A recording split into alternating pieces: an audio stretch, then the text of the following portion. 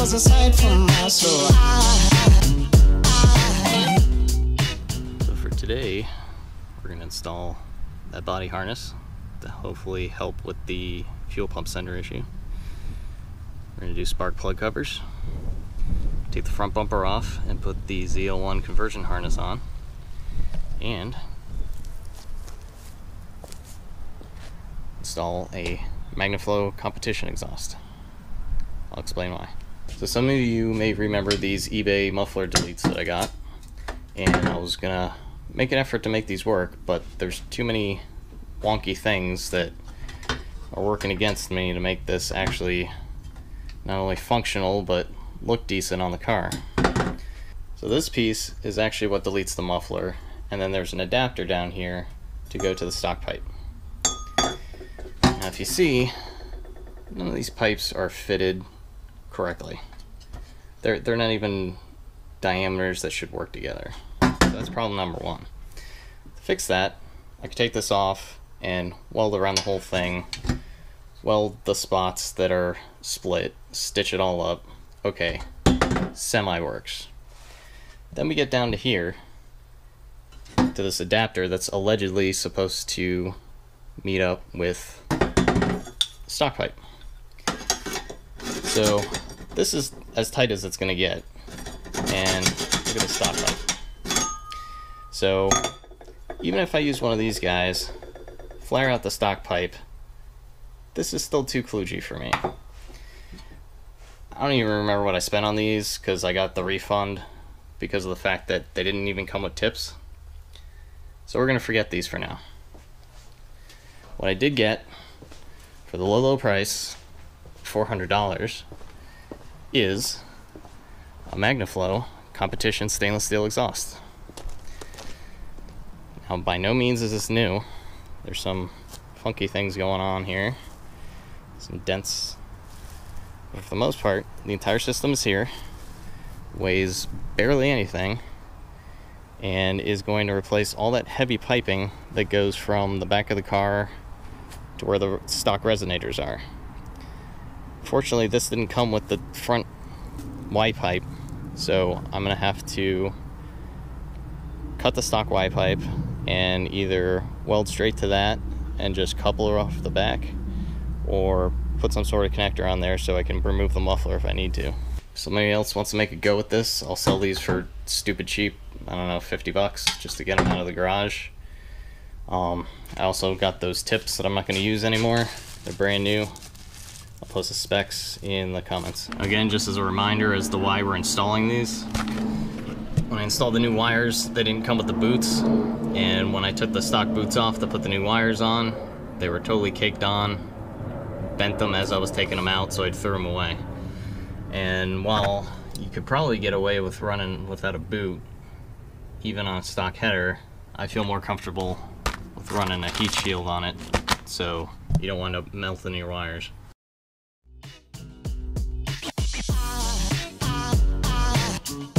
There goes aside, there goes aside. There goes aside from my soul. I think a fallen angel just walked by. I think a fallen angel just walked by. I think a fallen angel just walked by. Thermal sleeves are installed. Now, put your patient hat on when you come to do the passenger side, because it's a freaking rat's nest over here of stuff that wants to be in your way, and this hood strut tries to choke you out the entire time you're doing it. I guess that's good if you're into that. Now if you're new to the channel or just plain forgot, this tank slash body harness has pins that were rusted off and stuck in the other side of the connector.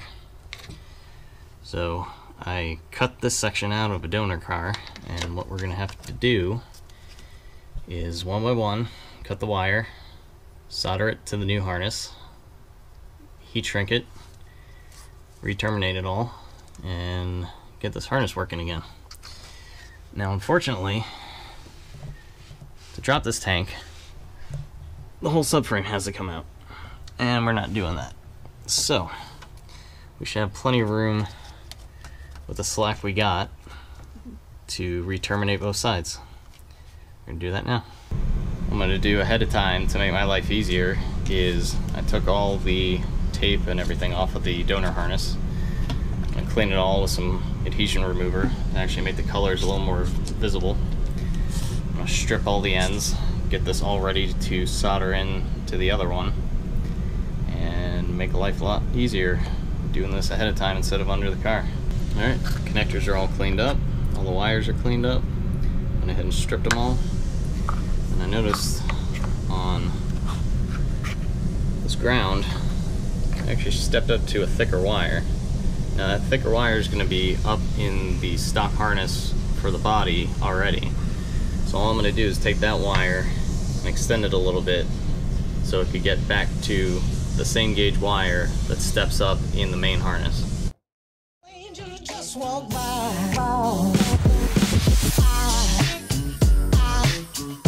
There goes a sight from my soul.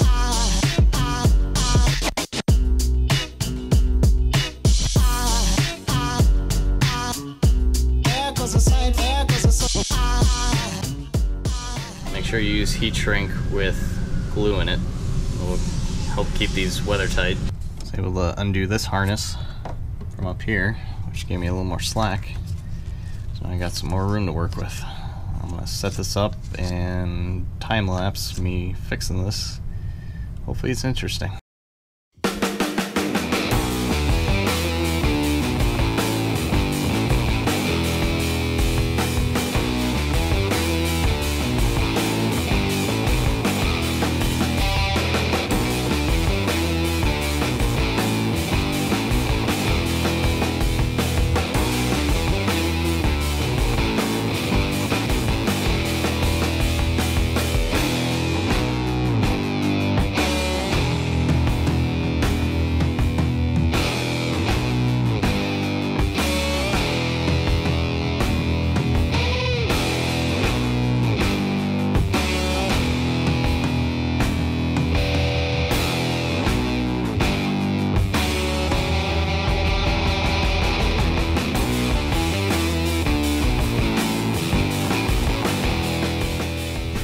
Alright, and it's all terminated on the new connector.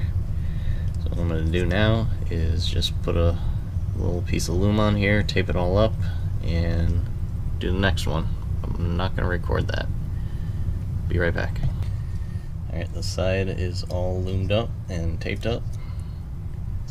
Now we just got to do the other side. Alright, both connectors are redressed. All good pins. I'm going to go ahead and connect this back up, put it back up there, start the car, and see if we got rid of all those check engine lights. So far, no check engine lights. And I have a fuel gauge again.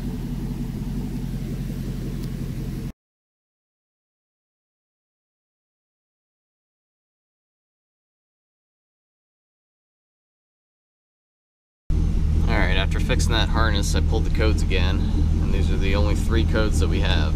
Engine coolant temp sensor circuit high. I went and metered the harness, and the harness is putting out 5 volts, which is what we need. So odds are that sensor's just bad. I ordered a new one. Then we have evap, which I'm gonna have to get to the evap solenoid, which is between the subframe and the fuel tank. And then fuel level sensor B circuit high. So I'm gonna have to look at that to try to figure out what's wrong, because I'm obviously getting fuel gauge working, so something else is still not reading right. Alright, here's the plan. The charcoal canister is right there over the differential, and the solenoid is up there. So what I'm going to do to get some more room, because it's got to come out anyways, I'm going to drop the exhaust. This cross support needs to come out, and then up at the front I'm going to disconnect it, drop the whole thing. That'll give me some room to work up here, and then once we resolve that problem, we could start trying to mount the competition exhaust and see how much of that white pipe we're going to have to cut off. Alright, I just metered the harness off the solenoid, if you can see that. 12 volt is coming out, so it's not a hardest problem. It's definitely the solenoid, so now I gotta manage to get that thing out of there and keep my sanity. So this is the solenoid, and of course it was full of Texas water. So what we gotta do now is get a new one of these, and then manage to get it back into the right hole on that tiny little bracket that's up there.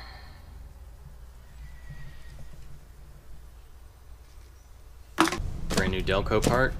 Gonna go and insert it from the bottom, put it back in the right position, snap it on the tab, and hook up all the lines. Best bet of getting it back in is with the exhaust dropped. Go between the axle and this ear on the diff. Go up there and go that way. Move the air box. Give you a nice straight shot, straight to that sensor. We're gonna put something down, because when that sensor comes out, a little bit of coolant's gonna come out. Put the new sensor in, tighten it up, and then probably bleed the system because we're gonna have a little air in it.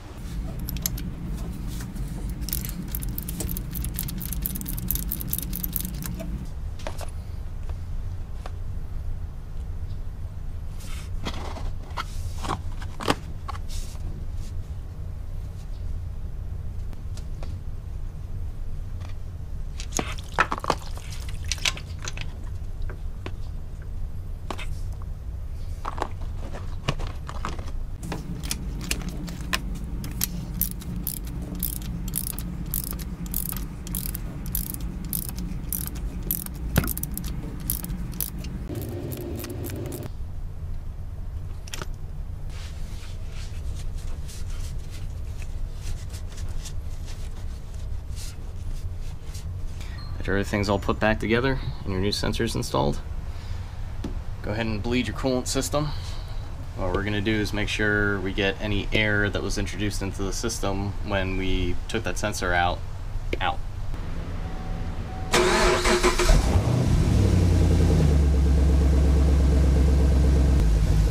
Basically, we're going to watch the coolant and see if any bubbles come out. When they do, agitate these lines. They sometimes help push air out, and it'll come out here. Once you don't see any more bubbles, you're good to go. You also want to check to make sure that the new sensor you just put in isn't leaking. The steam you're seeing is just spilled coolant burning off. Still no bubbles yet, but the thermostat's not open, so squeeze this a little bit. Get the coolant moving through the system. You get some bubbles coming out every once in a while. But in reality, you can't purge the entire system until you reach operating temperature and that thermostat opens. Coolant temp's around 96 C. Thermostat's open. And we're getting a little bit of bubbles.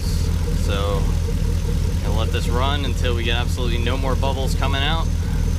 And then we can seal the system again. A whole bunch of air out.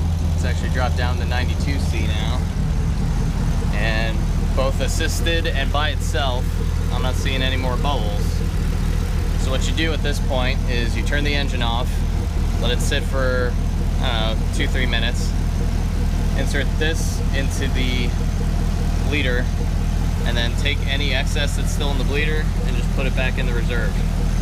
And then when the cap is gone, the level at the cap has gone down, you can put your cap back on.